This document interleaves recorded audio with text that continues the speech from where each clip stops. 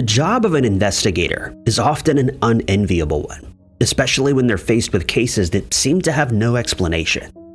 Sometimes crimes are committed or people go missing, and a lack of evidence causes the case to go cold. In some of these instances, no answers are ever found, and the mystery is never solved. Number 10. The police in Tasmania, Australia, have stated that they are extremely concerned for the well-being of a couple, 72-year-old Gregory Vaughan and his partner, 66-year-old Kim Warner, who disappeared after embarking on a flight in a small plane. The case started on the 2nd of August 2025, when Gregory, Kim, and their dog Molly climbed aboard a green two-seater Bristol SLSA airplane at Georgetown Airport and headed towards central New South Wales. They were supposed to land in Victoria along the way to refuel the plane, but they never made it there. When a family member realized that they were very late, he became concerned and started looking for help in locating them. Gregory wasn't new to flying small airplanes, as he'd been doing so for a long time, and he would have known which procedures to follow. When one of the couple's friends realized he hadn't heard a takeoff broadcast from Georgetown Airport, he assumed something caused a delay to their takeoff. He traveled to the airfield, fully expecting to find Gregory and Kim waiting by the plane. But when he arrived, he was taken aback upon realizing that the plane was no longer there and that the couple had already taken off. The president of the Airports Association, David Brewster, was working in a nearby hangar, and the friend approached him with his concerns. He told David that he was worried over the fact that he hadn't heard the departure call, but also because the couple hadn't contacted anyone via radio since they took off. This immediately sent alarm bells ringing, since Greg was known to constantly communicate via radio broadcast when he was piloting a plane, and on several occasions he'd used it too much, making his silence all the more worrying.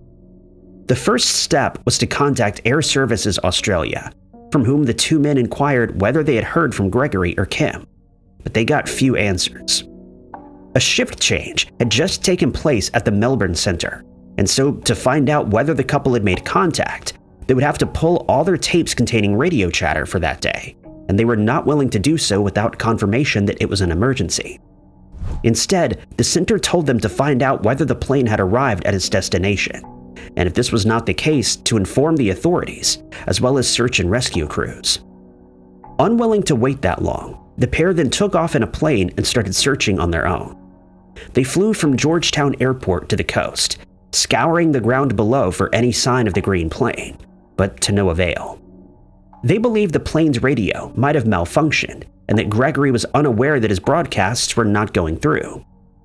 Strangely, the plane wasn't picked up by flight radar maps, and it was clear that something had gone very wrong. They then returned to the airport and contacted the authorities, who started a search effort. A police helicopter searched from the air in hopes of spotting a plane. The search area included the Flinders, Cape Barren, and Chapel Islands, but more than 4 months later, no sign of Gregory, Kim, or Molly has been found. With no sign of the plane or any debris from a crash, the search was eventually called off without any answers being found. The police have added that they found no evidence of suspicious circumstances and that the investigation is still ongoing. Number 9. It's never a good sign when the police are called to an area where people have been complaining about a bad smell. And that's exactly what happened in Flagstaff, Arizona in 1916, giving rise to a mystery that remains unsolved to this day. At the time, Mae Prescott was a well-known brothel owner in the area.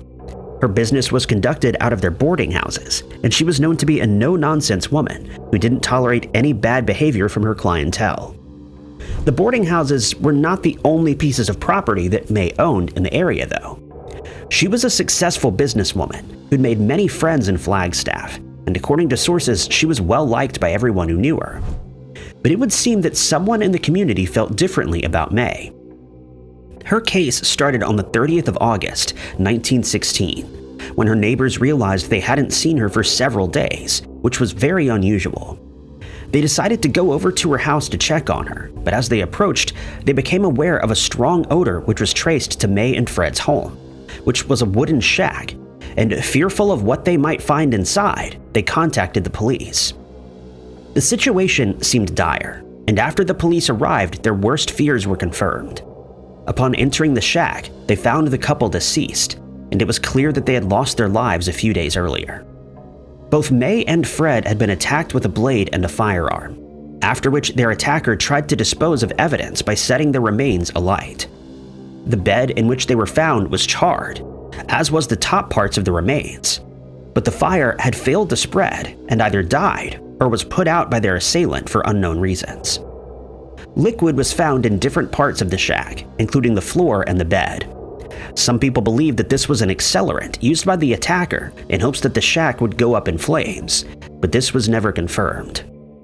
Judge Harrington, the town's coroner, would later state that when he first saw the bodies, the couple was huddled up against each other, and Fred had a firearm in his hand, which seemed very unusual given the positions that they were found in.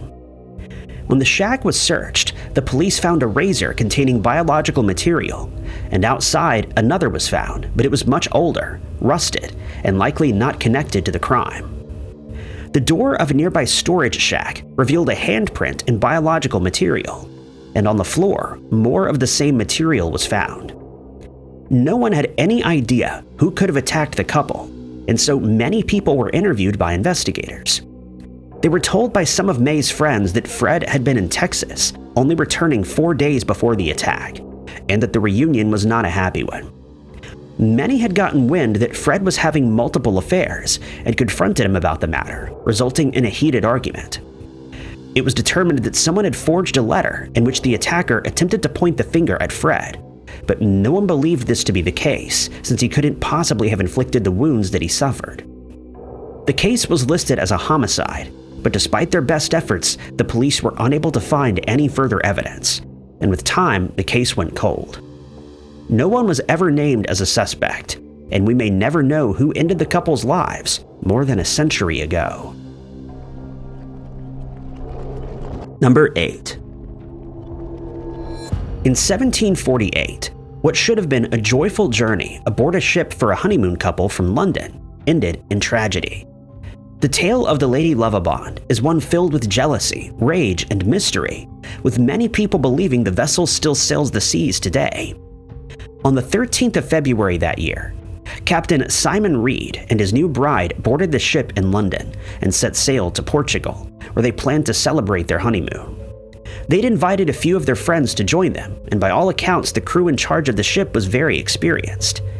It's also said that the atmosphere aboard the vessel was one of happiness and celebration, with music playing while the passengers enjoyed themselves. It seemed like a perfect setting, but something sinister was going on that Reed was unaware of. His first mate, a man named John Rivers, had unrequited feelings for Reed's wife, and he was unable to come to terms with the fact that he'd been rejected. To make matters worse, she was now married to his captain, and the further they sailed, the angrier Rivers became.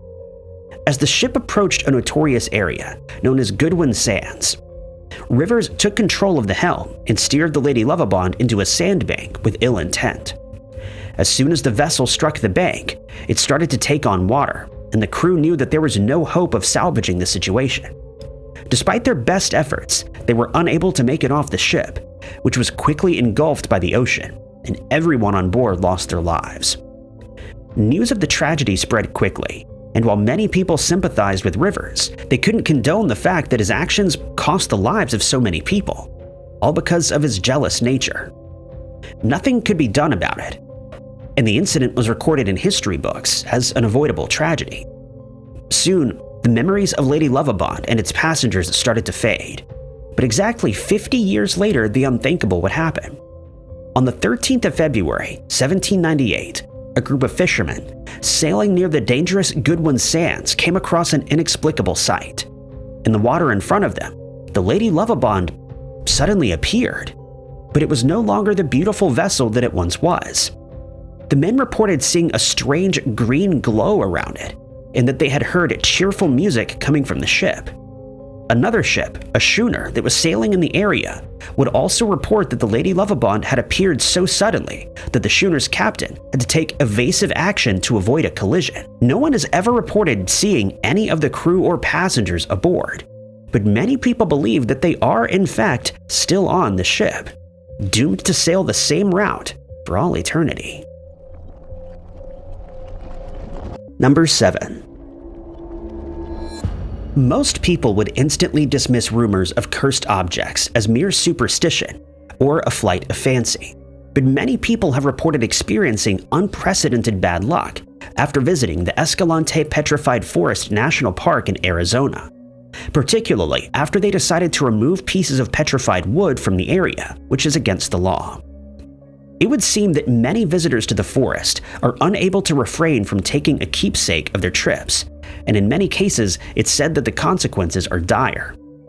In the past, this was not uncommon, as explorers would often load their wagons with this wood, after which they would sell it to residents of nearby towns.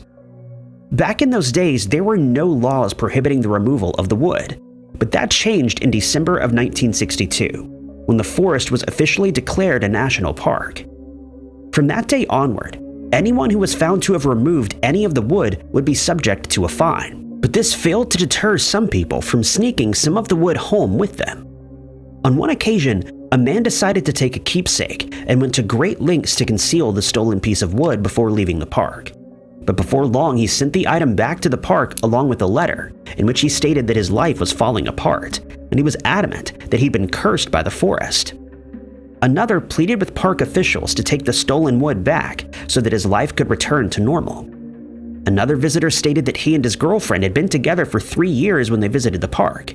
Before leaving, he snuck a piece of wood into his pocket, and without warning while driving home, his girlfriend suddenly ended their relationship.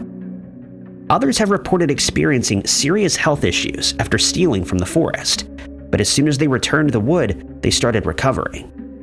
Some told stories of how they were humiliated in public, while others got into accidents that they believed would never have happened were it not for these cursed objects. Pieces of wood have been returned to the park officials from all over the world, with one man returning his stolen souvenirs that weighed more than 30 pounds. It remains unknown how he managed to smuggle so much wood out of the park, but it was clearly a bad idea. Whatever the case may be, these accounts will hopefully deter visitors from pilfering the petrified wood from a protected area, where a stiff fine might be the least of their worries. Number 6. Violet Charlesworth, also known to many as May, was a con woman who managed to fool the authorities for years during the early part of the 1900s, and today her fate remains unknown since she disappeared never to be seen again. Violet was born in Stafford, England in 1884. Her father, David, worked as an insurance agent, while her mother, Miriam, stayed home to look after Violet and her 3 other children. Just after the turn of the century, the family moved to Rhyl in North Wales, where they became well known thanks to their wealth. Locals would gossip about Violet, who wore expensive outfits and could be seen around the town in luxury vehicles. She became somewhat of a minor celebrity, as her activities were often reported on in newspapers. But in 1809, her life took a turn when she was driving during a moonlit evening. In May of that year, she had to swerve to avoid an oncoming car, and as a result ended up crashing into a goat cart. She was then involved in another accident in 1909, just days before she would turn 25. She, her sister, and their chauffeur were driving along the coast of North Wales when the car crashed into a wall. The unfortunate Violet, who was driving, was thrown through the car's windscreen, and she landed on the rocks below. She was then swept into the ocean by the waves and was never found. But many people believe that she faked her own passing for reasons unknown. It would later come to light that she'd been living above her means since she was in debt to the tune of 17,000 pounds, or about $22,000. Those who knew the family reported that Miriam had been saying for years that Violet stood to inherit a fortune of 70,000 pounds from her fiancé, a soldier who'd lost his life. She'd also betrothed herself to Edward Jones, a doctor, and he agreed to marry her upon hearing of her impending inheritance. It should be noted that she claimed she was set to receive this money upon turning 25. She borrowed 5,000 pounds from Edward, promising to pay him back once her ship came in, and pilfered a further 400 from a widow named Mrs. Smith with the same promise. She used this money to invest in the stock market, buy expensive clothes, and purchase properties around the UK. The investigation into her disappearance was still ongoing, and at one point a woman named Margaret MacLeod was seen in a hotel in Scotland, and she looked remarkably similar to Violet and was in the company of Violet's sister. Rumors started to spread that Margaret was actually the missing heiress, but when approached, she denied these claims. The two women then traveled to Glasgow, where they shared a room at the Central Satiation Hotel. And with the press hot on their heels, they tried to avoid any attention by using a goods elevator after checking out. But one reporter caught on to their plan and cornered them, prompting Violet to confess that she had indeed faked her own passing with the aid of her mother. She and Miriam were arrested and sentenced to 5 years in prison, though they would only serve 3. Number 5. 43-year-old Louise Faulkner and her 2-year-old daughter vanished in St. Kilda, Victoria, Australia in 1980. The only suspect is the daughter's father, George Sutherland, but he was never charged due to a lack of evidence. Louise, who had 3 older children living with her ex-husband, was having an affair with Sutherland, and she became pregnant again by him. On April 26th of 1980, she told her neighbor, Corrine Wilde, she was visiting a man that she called a potato farmer in Parker's Corner, Gippsland. Sutherland was associated with the potato farm at the time. Wilde saw Louise getting into a white Holden pickup truck, driven by a so-called thick-set Australian man who picked her up. A week later, Louise's oldest daughter and grandmother found her apartment empty. Louise, who needed a walking stick for arthritis, had left that stick behind. Her bedside table drawers were emptied, and a TV, suitcase, some clothing, and her daughter's birth certificate were missing. Police questioned Sutherland, who initially denied seeing Louise since March. It was revealed that he reconciled with his wife, who moved to the farm with him, but he continued seeing Louise. The farm owner had a white Holden pickup Sutherland was allowed to use. 2 months later, Sutherland sold his property cheaply and moved to the US with his ex-wife before returning to Australia years later. Louise remained missing until 2006, when an anonymous letter to a media outlet claimed Sutherland admitted to having, quote, gotten rid of her after she asked for more involvement in their daughter's life. Despite an inquest, Sutherland was never charged and remains a person of interest, and Louise's whereabouts are still unknown. Number 4. Not much is known about the life of Captain James William Boyd, who served in the Confederate Army, specifically the 6th Tennessee Infantry, during the American Civil War, but he's the subject of an outlandish conspiracy theory. It's known that Boyd became a prisoner of war after he was found to be a spy for the South, and that while he was incarcerated, he received some preferential treatment. He made allies of some of the prison guards, whom he supplied with information about any planned prison escapes. Before long, some of his fellow prisoners started suspecting that he was an informant, and threats were made on his life. He was desperate to get out of jail, and so according to the theory, he wrote to Edwin Stanton, the Secretary of War, in December of 1864. He knew that Stanton could secure his release, and so he spoke to the head of the National Detective Police, Lafayette Baker, who agreed that Boyd could prove to be very useful to the North. Baker hatched a plan whereby Boyd claimed that his family was suffering hardships due to his incarceration, and he was released from prison. He then started working for Baker and was tasked with mapping any escape routes that existed out of Washington. Once the map was completed, he handed a copy of it to Baker, but he'd kept the original to himself, and according to the theory, it contained several locations where Confederate soldiers could find aid and a means of escape.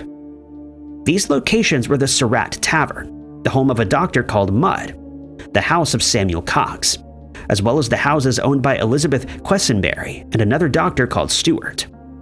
The theory further claims that Boyd had been recruited by Stanton to aid in the assassination of then-President Abraham Lincoln, but he had no intention of going through with the plan. He absconded, and any efforts by Stanton to find him were unsuccessful. This was a massive problem for Stanton, since Boyd had a lot of harmful information, the worst of which was the planned assassination of the US president. Nevertheless, the plan went ahead, and John Wilkes Booth took Boyd's place, or so it said. After carrying out the assassination, Booth traveled to the Navy Yard Bridge, where he was asked for a password that had been given to him by Lyndon B. Johnson. He was allowed into Maryland, after which he traveled to Surrattsville. After being treated for his broken leg, he then met with Boyd at the house of Mr. Cox, a man who aided in the escapes of Confederate soldiers.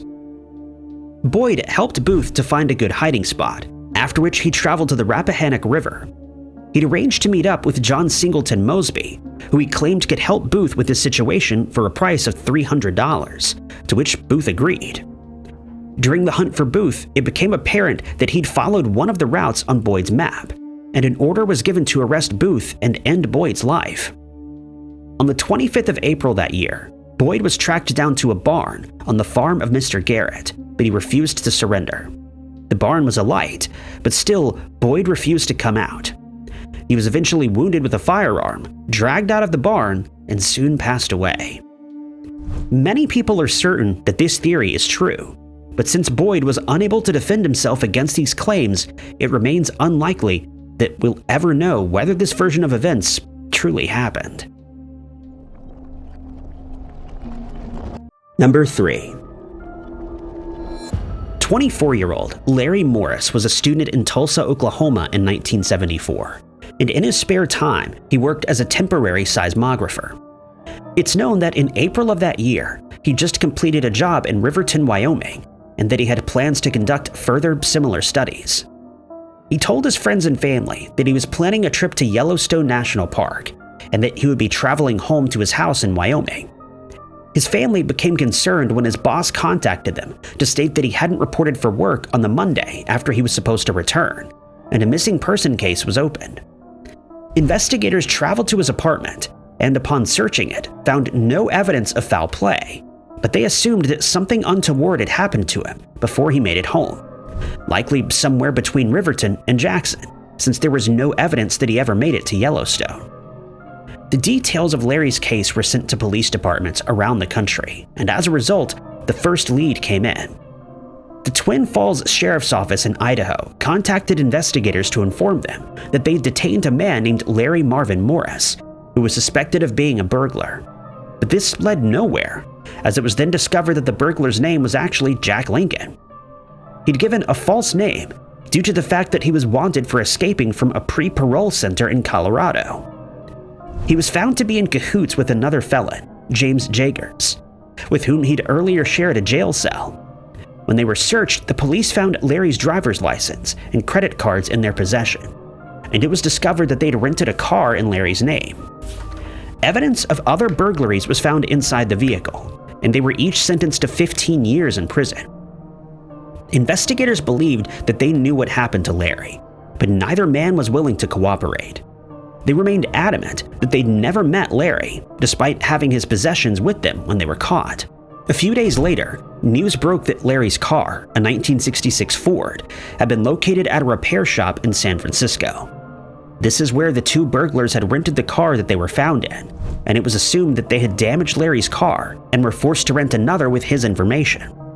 Larry's car was eventually repaired and returned to his family. The leading theory is that Morris and Jagers somehow managed to get into Larry's car, likely while hitchhiking, and while they were traveling between Riverton and Dubois, they ended his life. It's suspected that they left his body in a wooded area near the highway, and these areas were thoroughly searched, but no sign of Larry was ever found. Unfortunately, no DNA evidence was collected at the time, and the case went cold. Number 2. During the 1970s and 80s, cases involving serial killers were on the rise, and one such suspected killer, known as the Tynong North serial killer, has never been caught despite the authorities' best efforts. The case started on the 30th of May, 1980, when a woman named Alison Rook was reported missing from Frankston North in Victoria, Australia. Her friends told the police that she was supposed to catch a bus to a store in Frankston. On the 5th of July, her body was found in Scrubland on McClelland Drive by a man who was walking his dog in the area.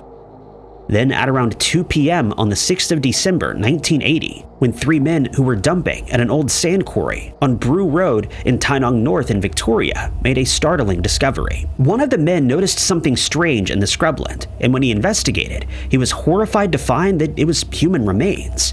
The group immediately contacted the police, and what followed was a mystery that continues to baffle the police today. When the police searched the area, they found not only the set of remains in question, but also that of at least 2 other people.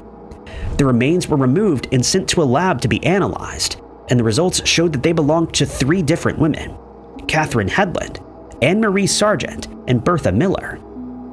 Bertha had disappeared after telling her friends that she was planning on traveling to the Wesleyan Methodist Church in Glen Iris, while Catherine was last seen at her boyfriend's house in Berwick at around 11 a.m. on the 28th of August that year.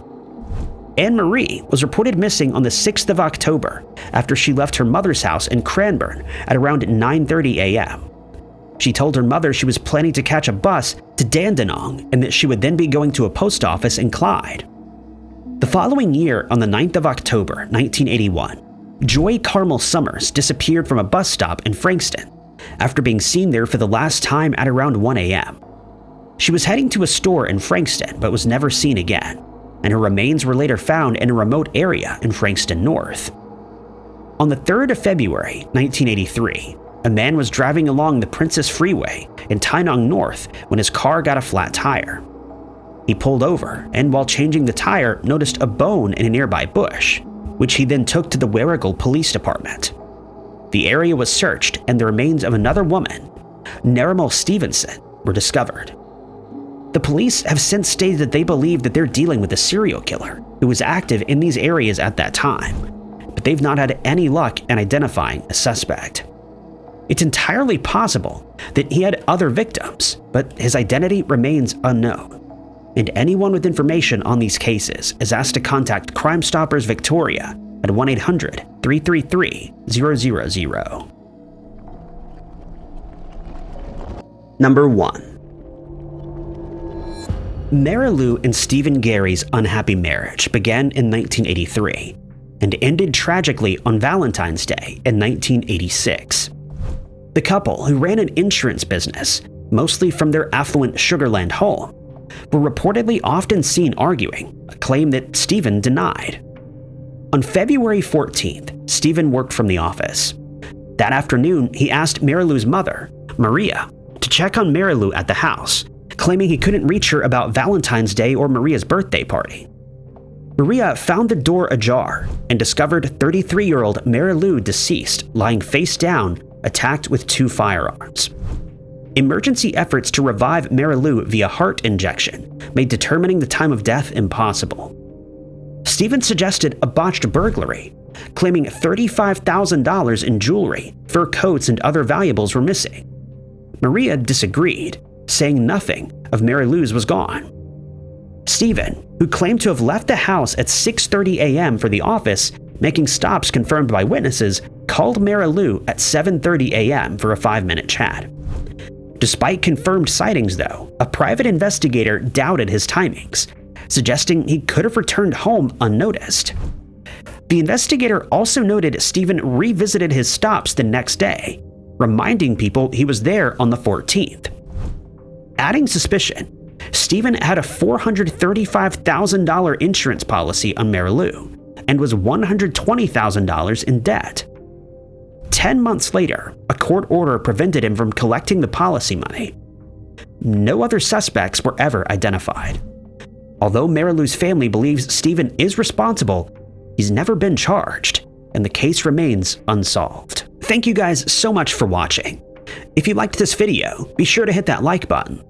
Also, don't forget to subscribe and click that notification bell to keep up to date with all of our future uploads. But my name is Ty Knotts, and I'll catch you guys in the next video.